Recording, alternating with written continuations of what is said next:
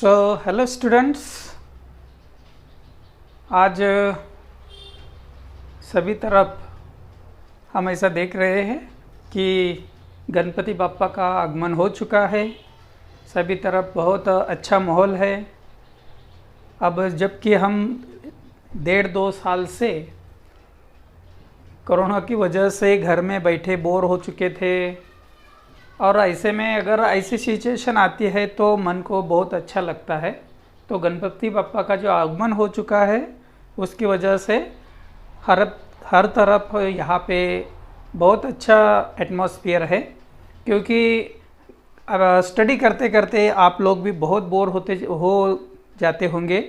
आपका तो जो ऑनलाइन स्टडी है वो करते करते वो वीडियोस अलग अलग देखते आपको अच्छा नहीं लगता होगा, लेकिन वो जो स्टडी है वो आपको करना ही पड़ेगा, ये आपको मालूम है। और इसी वजह से बहुत सारे लड़के बहुत मेहनत कर रहे हैं ऐसी सिचुएशन में भी, क्योंकि ऑफलाइन की सिचुएशन बहुत अलग रहती है, ऑनलाइन की सिचुएशन बहुत अलग रहती है। ऑनलाइन में दिन भर में इतने सब वीडियो देखना है, उनका स्टडी करना है, उनका अंडरस्टैंडिंग करना है, that is very difficult thing. लेकिन आप लोग ये सब कर रहे हैं, ये बहुत अच्छी बात है। और जो स्टूडेंट्स ज़्यादा से ज़्यादा मेहनत करेंगे उनका फ़ायदा आगे चल के होने वाला है। कभी ना कभी तो हमारा जो सिचुएशन है वो बदलता रहता है। जैसी सिचुएशन आती है उसको फेस करना हमारा ज़िंदगी का लक्ष्य होता है, और वो लक्ष्य जो करता है पार, उसी की नैया लग जाती है पार। तो ऐसे ही स्टडी करते रहिएगा। अपने गणपति बप्पा का भी जो आनंद है उनको स्थापना करने का, उनकी आरती करने का, ये सब आपको सभी बातों का आपको इंटरेस्ट लेना है, आपको आनंद लेना है, और अपना जो काम है वो चालू रखना है। तो चलो, आप सबको गणपति बप्पा के आगमन पर आप सभी को मैं बहुत सारी यहाँ पे शुभकामनाएं देता हूँ। आपको अगले साल की जो आपकी एग्ज़ाम है उसमें बहुत सारा जो यश है, बहुत सारा सक्सेस जो है वो आपको मिले, ऐसा आप गणपति बप्पा की तरफ हम आशा करते हैं। और अपना जो नेक्स्ट टॉपिक है उसकी तरफ बढ़ते हैं, जिसका नाम है एंगल ऑफ कांटेक्ट। तो ये टॉपिक जो है बहुत अच्छा या बहुत इम्पोर्टेंट टॉपिक है, क्योंकि आगे चल के बहुत सारे टॉपिक्स में आपको एंगल ऑफ कांटेक्ट का कंसेप्ट लेना है। तो एंगल ऑफ कांटेक्ट क्या होता है, इसका कंसेप्ट आपको समझाने के लिए यहाँ पे हमने एक टेस्ट ट्यूब में वाटर लिया है। ऐसा सपोज हम मानते हैं कि suppose this is the test tube in which we will take the water, या कोई भी लिक्विड आप यहाँ पे ले सकते हैं। केरोसिन ले सकते हैं, मर्क्यूरी ले सकते हैं, यहाँ पे अल्कोहल ले सकते हैं, वाटर ले सकते हैं, जो भी फ्लूइड ऐसे है वो आपको लेना है। यहाँ पे अगर हमने ऊपर का सरफेस, जिसको हम फ्री सरफेस ऐसा नाम देते हैं, जो मैंने एरो से दिखाया है, देखो यहाँ पे जो surface in contact with air है, ये सरफेस को बोलते हैं हम free surface of the liquid. तो ये जो फ्री सरफेस है हमारा, ये फ्री सरफेस यहाँ पे सॉलिड के कांटेक्ट में है। पॉइंट ए के पास ये आपका ग्लास का ट्यूब है, इसलिए ग्लास जो है ये सॉलिड है। तो आपका फ्री सरफेस यहाँ पे जिस पॉइंट के पास सॉलिड के कांटेक्ट में है, वो पॉइंट हमने ये से दिखाया है। तो वहाँ पे हमें ऐसा दिख रहा है कि लिक्विड का जो सरफेस है तो थोड़ा अपवर्ड डायरेक्शन में हो गया है। इस साइड को भी जहाँ पे वो liquid surface in contact with solid है, वहाँ पे आपको ऊपर के साइड में मूव होता हुआ दिखाई दे रहा है, वो हो चुका है ऊपर के साइड में। तो यहाँ पे ये जो सरफेस है ये हॉरिजॉन्टल सरफेस होने के बजाय यहाँ पे हमें वो कर्व सरफेस दिख रहा है, यहाँ पे ऐसा। तो जब हम कोई भी liquid inside the capillary tube, वो हम पढ़ने वाले हैं, उसके बाद टेस्ट ट्यूब या कोई भी जिसका डायमीटर कम हो, ऐसी कोई भी जो टेस्ट ट्यूब वगैरह है इसमें लेते हैं, तो लिक्विड का जो सरफेस है वो हमें ऐसा कर्व दिखता है। ये जो कर्व सरफेस है इसको बोलते हैं हम कैपिलरी कर, या वो उसका दूसरा नाम होता है मिनिस्कस। उसको बोलते हैं हम मिनिस्कस, या उसका दूसरा नाम है कैपिलरी कर। तो ये कैपिलरी कर ऐसी क्यों होती है, इसका आंसर हम नेक्स्ट लेक्चर में लेने वाले हैं। उसके पहले हमें एंगल ऑफ कांटेक्ट जो है इसकी डेफिनेशन, और ये जो एंगल ऑफ कांटेक्ट है ये कौन कौन सी डिफरेंट जो अपने यहाँ पे पैरामीटर्स है उनके ऊपर डिपेंड्स रहता है, वो हमें देखना है। तो यहाँ पे हमने एक ये जो कर्व सरफेस है फ्री सरफेस का, इसको एक टेंजेंट निकाली है, ये मैंने दिखाई यहाँ पे। सपोज एटी ये टेंजेंट है यहाँ पे, ये जो एटी मैंने एरो से दिखाई है इसको बोलते हैं हम tangent drawn to the free surface of the liquid. यहाँ पे हमारा एक और फ्री सरफेस है, कर्व को हम टेंजेंट निकाल सकते हैं। तो ये जो टेंजेंट है ये tangent free surface of the liquid को हमने निकाली है। ये है हमारा सॉलिड का सरफेस, ये सॉलिड का सरफेस है, ये सॉलिड सरफेस है। तो यहाँ पे ये जो टेंजेंट है इसने ये सॉलिड सरफेस के साथ एक एंगल बनाया है, जो हमने यहाँ पे ब्लैक कलर से दिखाया है और उसको डिनोट किया है थीटा से। तो यहाँ पे ये जो थीटा एंगल है, जो दो चीज़ों के दरम्यान का एंगल है, एक सॉलिड सरफेस और दूसरा है हमारा tangent drawn to the free surface of the liquid. ये दोनों के बीच का एंगल जो है वो हमने यहाँ पे थीटा से दिखाया है, और ये थीटा एंगल को ही हम बोलते हैं एंगल ऑफ कांटेक्ट, या उसको कांटेक्ट एंगल ऐसा भी बोलते हैं। तो इसकी डेफिनेशन जो है वो कैसे लिखेंगे हम, कि when the liquid is in contact with the solid, यहाँ पे ये हमारा सॉलिड है, इसके कांटेक्ट में लिक्विड जब रहेगा, so when liquid is in contact with the solid, then the angle between the tangent drawn to the free surface of the liquid, ये जो free surface of the liquid है इसको हमने जो ये जो टेंजेंट निकाली है, ये tangent and the surface of the solid, ये सॉलिड का सरफेस और ये टेंजेंट, इनमें ये जो एंगल है, angle between the tangent drawn to the free surface of the liquid और द सॉलिड सरफेस कहाँ पे निकला है, जहाँ पे आपका liquid in contact with the solid है। यहाँ पे ये पॉइंट के पास क्या है, the particular liquid is in contact with the solid. So the angle between the tangent drawn to the free surface of the liquid and the surface of the solid at the point of contact, तो उसको हम major करने वाले हैं inside the liquid, क्योंकि यहाँ पे angle जो है हमने ये साइड में लिया है, लिक्विड के साइड में लिया है ये एंगल, ये जो है यहाँ पे ये टेंजेंट ने दूसरा एंगल तैयार किया है, वो एयर के साइड में है, इसलिए वो हमें लेना नहीं है, उसको लेना है हमें यहाँ पे लिक्विड के साइड में। So this angle is to be measured inside the liquid, इसी को बोलते हैं हम angle of contact.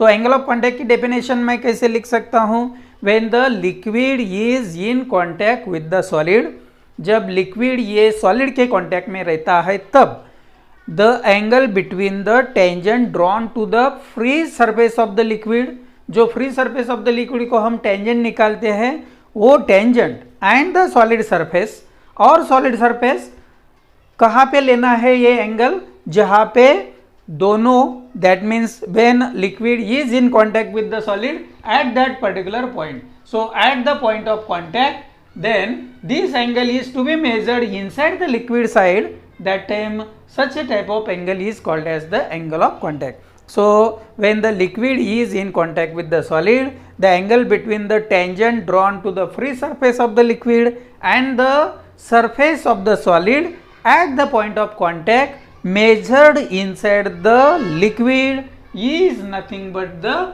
angle of contact. तो ये हो गई हमारी एंगल ऑफ कांटेक्ट की डेफिनेशन। ये साइड को भी सॉलिड का सरफेस है, देखो यहाँ पे लिक्विड इन कांटेक्ट में है, तो यहाँ पे ये जो कर्व सरफेस है, क्योंकि जब हम ऐसा मालूम है कि सॉलिड के कांटेक्ट में जब लिक्विड आता है तो वहाँ पे कर्व सरफेस रहता है हमेशा, तो वो जो कर्व सरफेस है उसको टेंजेंट हमने निकाली है, और ये जो सॉलिड सरफेस है इनके दरमियान ये एंगल मैंने यहाँ पे भी दिखाया है, इसी को बोलते हैं हम एंगल ऑफ कांटेक्ट थीटा। तो ये जो एंगल ऑफ कांटेक्ट की डेफिनेशन है वो आपको 1 मार्क के लिए 1 मार्क क्वेश्चन जो रहते हैं हमारे वहाँ पे पूछ सकते हैं। तो ये हो गई हमारी डेफिनेशन। तो डेफिनेशन एकदम सिंपल है, 3 चीज़ें आपको ध्यान में रखनी है।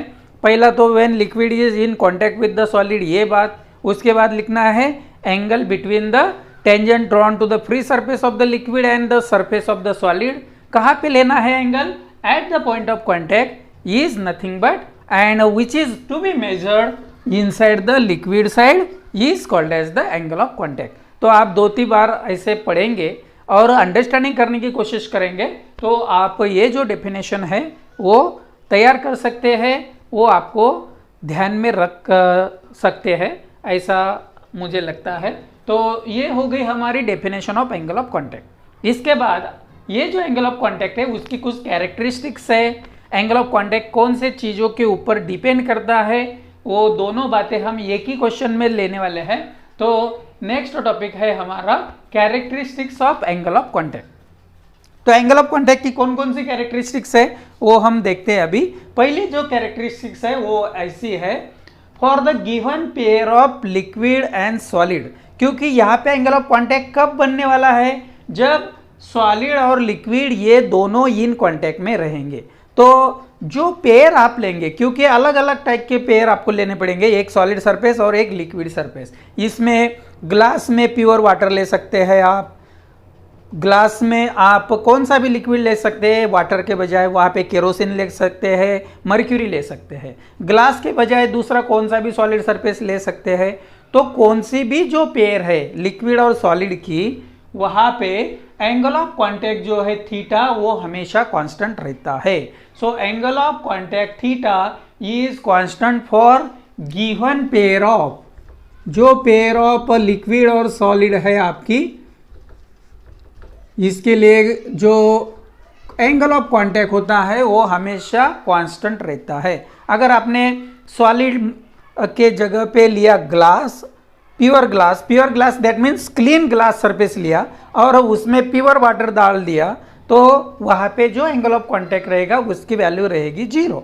तो आप कौन सा भी शेप वाला कंटेनर ले लीजिए और वहाँ पे अगर आपने प्योर वाटर या रेन वाटर ले लिया तो वहाँ पे जो एंगल ऑफ कांटेक्ट है उसकी वैल्यू हमेशा 0 रहेगी, वो चेंज वाली होने वाली नहीं है। वो कब चेंज होगी वो नीचे के पॉइंट्स में हम देखने वाले हैं। तो थीटा की value that means angle of contact की वैल्यू हमेशा for the given pair of solid and liquid हमेशा कांस्टेंट रहती है, वो बदलती नहीं है। So this is the first characteristics of the angle of contact which is very important. दूसरी बात, आपका जो एंगल ऑफ कांटेक्ट है that will be depending upon the liquid and solid which are in contact. Liquid और solid ये कौन सी pair आप ले रहे हैं, कौन सा लिक्विड कौन से सॉलिड के कांटेक्ट में है, इसके ऊपर डिपेंड करता है angle theta. So angle theta is depending upon the given pair of liquid and solid which are in contact with each other. कौन सा लिक्विड और कौन सा सॉलिड है, ये कौन सी पेयर आपने ली है, तो ये पेयर के ऊपर डिपेंड करता है value of theta that means angle of contact. So this is the second characteristics. Third characteristics ऐसे है कि जब हम कौन सा भी लिक्विड सॉलिड कंटेनर में लेते हैं तो ये जो हमारा free surface of the liquid है इसके ऊपर यहाँ पे कौन सा मीडियम है। So the medium about the free surface of the liquid, वहाँ पे आपकी एयर भी रह सकती है, वहाँ पे वेपर्स वाटर वेपर्स भी रह सकते हैं, या कौन सा भी गैस आप ले सकते हैं। तो उसके ऊपर उस मीडियम के ऊपर भी एंगल ऑफ कांटेक्ट जो है थीटा वो डिपेंड करता है। So angle of contact theta depends upon the medium which will be the medium about the free surface of the liquid. तो ये हो गई हमारी third characteristics that is also again very important. उसके बाद जो इम्प्यूरिटी है लिक्विड में, जो इम्प्यूरिटी है उसके अनुसार थीटा की वैल्यू चेंज होती है। सपोज मैंने वाटर में कुछ सपोज NaCl डाल दिया, नमक डाल दिया, तो वो जो NaCl है या शुगर है वो डालने के बाद उसको इम्प्यूरिटी बोलेंगे, हम उसको सोल्यूबल इम्प्यूरिटी बोलते हैं। वो पार्ट हम इसी चैप्टर के लास्ट में देखने वाले हैं। तो इम्प्यूरिटी जब ऐड हो जाती है किसी भी लिक्विड में तो थीटा की वैल्यू चेंज हो जाती है। Angle of contact will be changing when there will be the impurities are to be added in the liquid. कौन सा भी लिक्विड आपने लिया उसमें अगर इम्प्यूरिटीज है तो थीटा की वैल्यू अलग अलग रहती है, थीटा की वैल्यू चेंज हो जाती है। So this is again the very important thing. आपको सीटी, जेई या एनडब्ल्यूटी में ऐसा क्वेश्चन पूछ सकते हैं। नेक्स्ट जो है वो है, देखो, when the temperature will be increasing angle of contact of the particular liquid also goes on increasing. कोई भी लिक्विड का टेम्परेचर अगर आप बढ़ाते हैं, दैट मीन्स लिक्विड का टेम्परेचर आप बढ़ाते हैं, दैट मीन्स हॉट जब करते हैं उसका टेम्परेचर जब बढ़ेगा तब एंगल ऑफ थीटा जो है वो भी बढ़ता है, that means angle of contact is also increasing. So as the temperature increases angle of contact also increases. लेकिन सरफेस टेंशन के बारे में हमने अलग देखा है, जैसे जैसे टेम्परेचर बढ़ता है वैसे वैसे सरफेस टेंशन की वैल्यू कम होती है, ये हमने पिछले लेक्चर में देखा है। तो इसके ऊपर 2-3 बार नीट के एग्जाम में क्वेश्चन पूछा गया है कि टेम्परेचर बढ़ने के बाद एंगल ऑफ कॉन्टैक्ट के ऊपर क्या फर्क पड़ता है, क्या उसका चेंज होता है। तो यहाँ पे आपको ये बहुत अच्छी तरह ध्यान में रखना है कि as the temperature increases angle of contact also goes on increasing. इसको 1-2 जो है वो अपवाद है, तो वो हम बाद में देखने वाले हैं कौन से लिक्विड ऐसे है कि जिसके बारे में ऐसा नहीं होता। As the temperature increases angle of contact also goes on increasing. उसके बाद वाटर प्रूफिंग मटेरियल हमको मालूम है, देखो, क्योंकि हम जब हमारा घर का कंस्ट्रक्शन होता है तब जो स्लैब रहता है उसमें हम वाटर प्रूफिंग जो मटेरियल्स है वो मटेरियल्स ऐड करते हैं। इसकी वजह से एंगल ऑफ कॉन्टैक्ट की वैल्यू जो है वो बढ़ जाती है। So angle of contact will be goes on increasing by the addition of water proofing materials. So why we use the water proofing materials? Because it increases the angle of contact. Angle of contact बढ़ने से क्या होता है वो भी हम बाद में देखने वाले हैं। सो एंगल ऑफ कॉन्टैक्ट की वैल्यू बढ़ जाती है when we add the water proofing materials in the liquid which will be use in that particular construction. Last में एक बहुत इंपॉर्टेंट पार्ट है, देखो, angle of contact is independent of the inclination of the solid to the liquid surface. जो liquid का surface है, free surface, जो solid के कॉन्टैक्ट में है, वो यहाँ पे हमेशा ऐसा नहीं रहने वाला है। सपोज ये इंक्लिनेशन मैंने ऐसा लिया, सपोज एक जो कंटेनर है वो ऐसा लिया, तो यहाँ पे इंक्लिनेशन हो गया सॉलिड का विद द लिक्विड सरफेस। ये देखो यहाँ पे, तो यहाँ पे ऐसा पार्ट अगर रहता है तो इंक्लिनेशन अलग है, ऐसा पार्ट लिया हमने तो अलग है, हमने ऐसा पार्ट लिया तो अलग रहेगा। तो जो हमारा एंगल ऑफ कॉन्टैक्ट है ये इंडिपेंडेंट रहता है हमेशा inclination of the solid to the liquid surface. तो वो जो इंक्लिनेशन है उसके ऊपर एंगल ऑफ कॉन्टैक्ट डिपेंड करता नहीं है। तो इसके ऊपर भी क्वेश्चन आया है। तो theta will be only independent on the inclination of the solid to the liquid surface. तो ये जो 7 कैरेक्टरिस्टिक्स है वो आपको बहुत अच्छी तरह से ध्यान में रखना है। पहला है, for the given pair of liquid and solid the angle of contact is constant. Given जो लिक्विड सॉलिड पेयर है इन कॉन्टैक्ट में, इसके ऊपर एंगल ऑफ कॉन्टैक्ट डिपेंड करता है। जो free surface of the liquid है इसके ऊपर कौन सा मीडियम प्रेजेंट है इसके ऊपर भी एंगल ऑफ कॉन्टैक्ट डिपेंड करता है। अगर इम्प्यूरिटीज एडेड है तो एंगल ऑफ कॉन्टैक्ट की वैल्यू जो है वो बदल जाते हैं। प्योर वाटर में आपने अगर कौन सा भी इम्प्यूरिटी डाल दिया तो वहाँ पे थीटा की वैल्यू इमीडिएटली चेंज हो जाएगी। उसके बाद बहुत इंपॉर्टेंट पॉइंट है कि जैसा जैसा टेम्परेचर बढ़ता है वैसे वैसे टेम्परेचर बढ़ेगा लिक्विड का, तो लिक्विड और सॉलिड का जो कांटेक्ट होगा वहाँ पे जो एंगल ऑफ कांटेक्ट है उसकी वैल्यू भी बढ़ती है। So as the temperature increases angle of contact also goes on increasing for the given liquid solid pair. जो हमारे वाटर प्रूफिंग मटेरियल्स है उनके वजह से एंगल ऑफ कांटेक्ट की वैल्यू बढ़ जाती है, इंक्रीज हो जाती है। और लास्ट में एक इंडिपेंडेंस है, वो है angle of contact is independent of the inclination of the solid to the liquid surface. तो ये 7 कैरेक्टरिस्टिक्स आपको ध्यान में रखने हैं। इसके बाद का पॉइंट जो है हम लेते हैं। Now our next topic is shape of liquid meniscus. इसके पहले हमने ऐसा देखा है कि टेस्ट ट्यूब में या कैपिलरी ट्यूब में या कोई भी कंटेनर में जब हम कोई भी लिक्विड लेते हैं तो जब उसका free surface in contact with solid या जो कंटेनर रहता है वहाँ पे कर्व सरफेस रहता है, ऐसा हमने पढ़ा है। तो ये जो कर्व सरफेस है वो किस वजह से है, ये आंसर हमें अब ढूंढना है। उसके लिए हमें ये टॉपिक देखना पड़ेगा, shape of the liquid meniscus. Meniscus means क्या है वो मैंने आपको बताया है इसके पहले कि हमारा जो टेस्ट ट्यूब में लिक्विड रहता है उसका शेप जो है वो इन कांटेक्ट विद द सॉलिड ऐसा रहता है। तो ये जो सरफेस है कर्व सरफेस, इसको ही बोलते हैं हम मेनिस्कस, या उसको दूसरा नाम बताया था मैंने कैपिलरी कर्व। ठीक है, तो अब इसमें हमने एक फिगर दिखाई है जिसमें यहाँ पे हमने एक कंटेनर में लिक्विड लिया है। तो सपोज ये कंटेनर है जिसका हमने सपोज ग्लास लिया तो वो हो गया हमारा सॉलिड। तो ये सॉलिड का पार्ट है, यह लिक्विड का पार्ट है, और ये है हमारा free surface of the liquid, और इसके ऊपर है एयर। तो in the figure we take the liquid in the container. So here हमें हमारा जो ये पॉइंट दिख रहा है वहाँ पे ये जो हमारा free surface of the liquid है वो इन कांटेक्ट विद द सॉलिड है। तो यहाँ पे हमारा जो free surface of the liquid है वो हमेशा कर्व रहता है, ऐसा हमने पढ़ा है। तो वो सरफेस मैंने यहाँ पे कर्व अभी दिखाया नहीं है, वो हमें देखना है कि वो surface curve that means concave है या कॉन्वेक्स है या प्लेन सरफेस है, हॉरिजॉन्टल सरफेस है, वो हमें डिसाइड करना है जब हम ये टॉपिक पढ़ेंगे तब।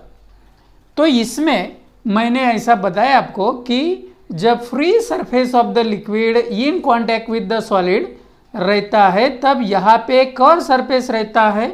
ये मैंने यहाँ पे लिखा है कि जो free surface of the liquid है that will be in contact with the solid at that point, that means at the point of contact there is always the curve surface. तो वो कर्व सरफेस रहेगा यहाँ पे, लेकिन हमने इस figure में दिखाया नहीं है। बाकी का अंदर का जो लिक्विड है ये हमको इसके बारे में सोचना नहीं है, सिर्फ free surface of the liquid in contact with the solid जो है वहाँ की सिचुएशन हमें देखनी है। ये पहला पॉइंट हो गया। ये जो हमारा मॉलिक्यूल ये है, ये जो मॉलिक्यूल ये है ये लिक्विड का मॉलिक्यूल है, लिक्विड का मॉलिक्यूल है और वो सरफेस पे है, लिक्विड सरफेस का मॉलिक्यूल है, और उसकी जो पोजीशन है वो कहाँ पे है, हमारा लिक्विड सरफेस जहाँ पे सॉलिड के कांटेक्ट में है वहाँ पे ये मॉलिक्यूल की सिचुएशन दिखाई है हमने। तो मॉलिक्यूल ये is positioned at free surface of the liquid and also in contact with the solid. ये हो गई हमारी ये मॉलिक्यूल की पोजीशन। उसके जैसे बहुत सारे मॉलिक्यूल्स वहाँ पे है, लेकिन रेफरेंस के लिए हमने सिर्फ एक मॉलिक्यूल लिया है जो free surface of the liquid में है as well as in contact with the solid भी है। तीसरी बात, ये जो हमारा मॉलिक्यूल ये है इसका स्फीयर ऑफ इन्फ्लुएंस मैंने यहाँ पे निकाला है। चैप्टर के शुरू में हमने स्फीयर ऑफ इन्फ्लुएंस पढ़ा है। क्या है स्फीयर ऑफ इन्फ्लुएंस की डेफिनेशन, कि कोई भी मॉलिक्यूल एज ए सेंटर लेना है और मॉलिक्यूलर रेंज ऑफ अट्रैक्शन या मॉलिक्यूलर रेंज ऑफ फोर्स इतनी रेडियस लेके एक स्फीयर ड्रॉ करते हैं अराउंड दैट मॉलिक्यूल, उसी को बोलते हैं हम sphere of influence of that molecule. तो ये हमारा मॉलिक्यूल ये है, यहाँ पे पोजीशन है, और ये जो रेडियस है ये मॉलिक्यूलर रेंज इतनी पोजीशन लेके रेडियस लेके हमने एक स्फीयर ड्रॉ किया है, इसको बोलेंगे हम sphere of influence of molecule. ये जो sphere of influence of molecule ये है उसका कुछ पार्ट सॉलिड में है, कुछ पार्ट लिक्विड में है, कुछ पार्ट एयर में है। So part of the sphere of influence of molecule A is in the solid, in the liquid and in the air medium है. तो sphere of influence of molecule A is partly in solid, partly in liquid and partly in air, ऐसा हम बोल सकते हैं. अब ये हो गया हमारा फिगर का जो डिस्क्रिप्शन है वो. अब क्या होगा देखो, हमें अभी नेक्स्ट पोजीशन ऐसी जानी है. हमारी नेक्स्ट डेस्टिनेशन हमारा ऐसा है कि ये मॉलिक्यूल है इसके ऊपर 4 प्रकार के फोर्स एग्जर्ट हो रहे हैं. वो 4 प्रकार के फोर्स कौन कौन से हैं वो 1 बाय 1 हम देखने वाले हैं. तो पहला फोर्स मैं ऐसा बोल सकता हूं मॉलिक्यूल ए के ऊपर जो एक्ट हो रहा है, मॉलिक्यूल ए के ऊपर जो फोर्स एक्सर्ट होंगे वो स्फीयर ऑफ इन्फ्लुएंस के अंदर जो मॉलिक्यूल्स है वो और मॉलिक्यूल ए इनमें ही होगा. स्फीयर ऑफ इन्फ्लुएंस के बाहर जो मॉलिक्यूल्स है वो मॉलिक्यूल और मॉलिक्यूल ए इनमें फोर्स एक्सर्ट नहीं होता. ये हमने शुरू में पढ़ा है. तो यहाँ पे सारे सॉलिड के मॉलिक्यूल्स हैं क्योंकि ये सॉलिड है. देखो ये सॉलिड का पार्ट है, ये लिक्विड का पार्ट है और ये एयर का पार्ट है. तो ये जो सॉलिड के मॉलिक्यूल्स है ये मॉलिक्यूल ए को इस डायरेक्शन में खींचेंगे. So force exerted by the solid molecules on the molecule A that is nothing but the adhesive force. वो adhesive force होगा. क्यों adhesive force होगा? क्योंकि सॉलिड के मॉलिक्यूल और ये जो मॉलिक्यूल ये है वो लिक्विड का है. तो डिफरेंट टाइप्स के मॉलिक्यूल हो गए तो फिर दोनों में होगा adhesive force. और यहाँ पे जितने सारे मॉलिक्यूल्स है वो ये मॉलिक्यूल के ऊपर फोर्स एक्सर्ट करेंगे तो वो उनका सबका जो रिजल्टेंट फोर्स है, नेट फोर्स है, उसको बोलेंगे हम नेट अडेसिव फोर्स. वो सबका net adhesive force by symmetry ये डायरेक्शन में एक्ट होगा जिसको मैंने अभी नाम दिया है AP. So net adhesive force which will be exerted on the molecule A by the solid molecules is acting along the AP. वो बाय सिमेट्री हम बोल सकते हैं. तो फिर पहला फोर्स हमारा हो गया net adhesive force by solid molecules on molecule A. वो हमने डिनोट किया है एपी से और उसको मैं अब दिखाने वाला हूं एफए वेक्टर से क्योंकि आगे चल के हमें ये लेटर यूज करना है. तो फिर एफए का मीनिंग क्या हो गया? Net adhesive force which will be exerted by the solid molecules which are present inside this sphere of influence of molecule A and molecule A. Molecule A के ऊपर यहाँ पे जितने सॉलिड के मॉलिक्यूल है वो फोर्स बहुत ज़्यादा होगा क्योंकि सॉलिड के मॉलिक्यूल्स बहुत नज़दीक होते हैं as compare to the liquid molecules और एयर मॉलिक्यूल्स. इसीलिए यहाँ पे जो सॉलिड के मॉलिक्यूल्स है उनमें और मॉलिक्यूल ए में जो नेट अडेसिव फोर्स है that will be directed along the AP and this will be denoted by suppose F A vector. F A vector से हम डिनोट कर दिया उसको. अब सेकंड फोर्स कौन सा एक्ट हो रहा है वो आपको फिगर में भी दिख रहा है. देखो मॉलिक्यूल ये और यहाँ पे ये जो लिक्विड के मॉलिक्यूल्स है इनमें भी फोर्स होगा. अब दोनों सेम टाइप के मॉलिक्यूल्स हो गए हमारे. ये मॉलिक्यूल भी लिक्विड का है और यहाँ पे उसके स्फीयर ऑफ इन्फ्लुएंस में ये साइड में लिक्विड के मॉलिक्यूल्स है. तो वो सब लिक्विड के मॉलिक्यूल्स और मॉलिक्यूल ये के ऊपर जो फोर्स एक्सर्ट करेंगे उसको बोलेंगे हम कोएजिव फोर्स. वो जो कोएजिव फोर्स है बाय सिमेट्री ये डायरेक्शन में एक्ट होगा क्योंकि ये सब मॉलिक्यूल मॉलिक्यूल ए को ये डायरेक्शन में खींच रहे हैं. तो उसका जो रिजल्टेंट फोर्स है नेट फोर्स ऑन मॉलिक्यूल ए जो है जो लिक्विड मॉलिक्यूल्स एक्सर्ट कर रहे हैं मॉलिक्यूल ए के ऊपर वो हमने दिखाया है net force along the line A Q और उसको मैं डिनोट करने वाला हूँ एफ सी वेक्टर से. So vector A P is equal to vector F C और उसका मीनिंग हो जाएगा net cohesive force by liquid molecules और उसको डिनोट किया है हमने ये क्यू वेक्टर से और उसको डिनोट किया अभी हमने एफसी वेक्टर से। सो एफसी का मीनिंग हो गया net cohesive force exerted by the liquid molecules on the molecule ये हो गया दूसरा फोर्स जो मॉलिक्यूल ये के ऊपर एक्सर्ट हो रहा है। तीसरा फोर्स आपको ऑब्वियसली फिगर में दिख रहा है, देखो यहाँ पे स्फीयर ऑफ इन्फ्लुएंस का ये जो पार्ट है वो एयर में है, तो यहाँ पे एयर के मॉलिक्यूल्स होंगे लेकिन उनकी जो टोटल नंबर है वो ज़्यादा नहीं रहेंगे क्योंकि एयर के मॉलिक्यूल्स एक दूसरे से बहुत ज़्यादा डिस्टेंस पे सिचुएटेड रहते हैं as compare to the solid molecules और लिक्विड मॉलिक्यूल्स के कंपैरिजन में।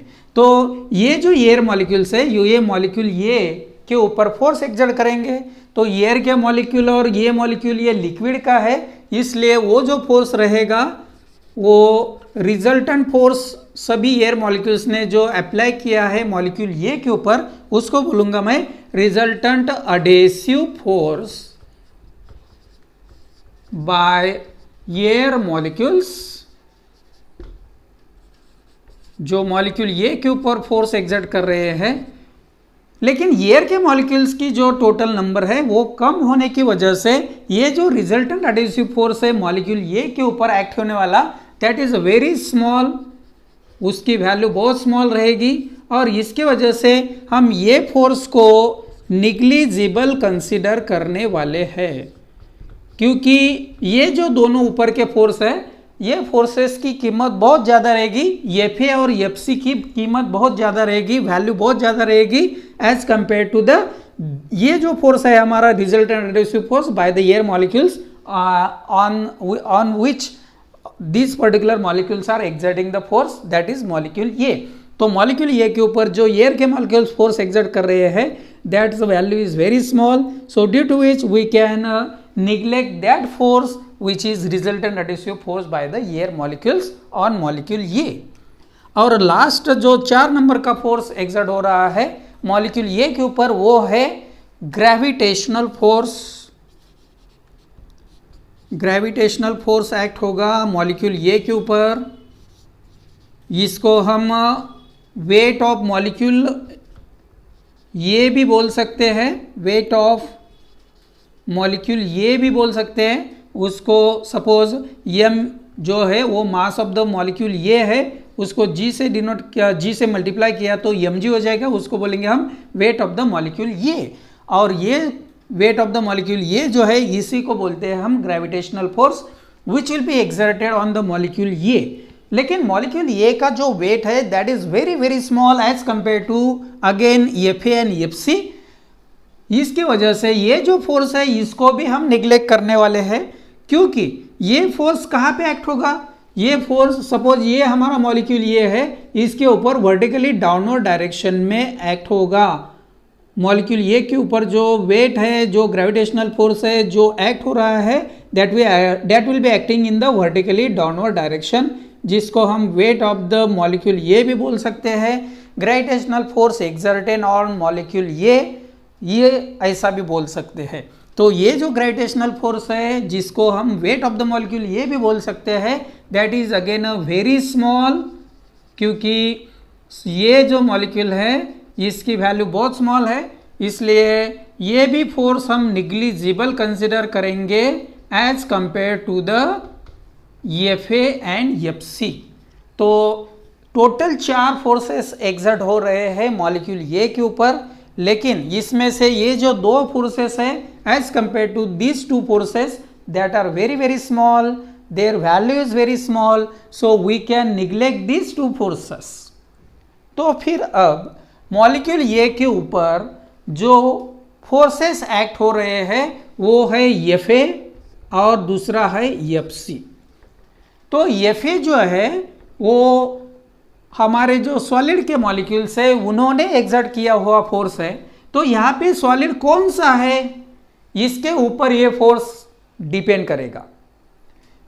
ये है हमारा cohesive force by the liquid molecules, तो यहाँ पे आपने कौन सा लिक्विड लिया है इसके ऊपर डिपेंड करेगा ये क्यू का जो टोटल वैल्यू होगा हो। तो यहाँ पे हमें कौन सा सॉलिड और कौन सा लिक्विड है इन कॉन्टेक्ट में ये बहुत जरूरत है उसकी, क्योंकि उसकी वैल्यू से ही यहाँ पे मॉलिक्यूल ए के ऊपर फोर्सेस एक्ट होंगे। तो मॉलिक्यूल ए के ऊपर जो एपी और एक्यू फोर्सेस एक्ट हो रहे हैं, एफ और एफसी फोर्सेस एक्ट हो रहे हैं, ये डिसाइड करेंगे यहाँ का जो सरफेस है, free surface of the liquid point A के पास, वो कैसा रहेगा, वो कॉनकेव रहेगा या कॉन्वेक्स रहेगा या वो प्लेन सरफेस रहेगा। ये डिसाइड करने वाले दो फोर्सेस हैं, एक है एफ ए, दूसरा है एफ सी। तो फिर एफ ए और एफ सी की वैल्यू किस प्रकार की है, उसके ऊपर डिपेंड करता है यहाँ का जो free surface of the liquid है वो कॉनकेव कब रहता है, वो कॉन्वेक्स कब रहता है, कौन सा लिक्विड कौन से सॉलिड के कांटेक्ट में चाहिए, इसके ऊपर वो सरफेस डिपेंड करेगा। और वो सरफेस कैसे कॉनकेव रहता है, कब कॉनकेव रहता है वो पॉइंट, उसके बाद वो कॉन्वेक्स कब रहता है वो पॉइंट, उसके बाद यहाँ पे जो सरफेस है वो प्लेन हॉरिजॉन्टल सरफेस कब रहता है, ये हमें देखना है नेक्स्ट लेक्चर में। और उस टाइम को ये चार प्रकार के जो फोर्सेस है जो मॉलिक्यूल ए के ऊपर एक्ट हो रहे हैं, इनमें से ये जो दो फोर्सेस है वो निग्लिजिबल फोर्सेस है, लेकिन जो दो फोर्सेस की वजह से यहाँ का free surface of the liquid का जो शेप है वो डिसाइड होने वाला है। तो ये दो फोर्सेस आपको ध्यान में रखने पड़ेंगे नेक्स्ट टॉपिक के लिए। तो इसके यहाँ पे जो मॉलिक्यूल ए के ऊपर जो इम्पोर्टेंट दो फोर्सेस है वो आपको ध्यान में रखने हैं। तो नेक्स्ट टॉपिक हम लेंगे नेक्स्ट लेक्चर में। आज हम रुकते हैं। Thank you.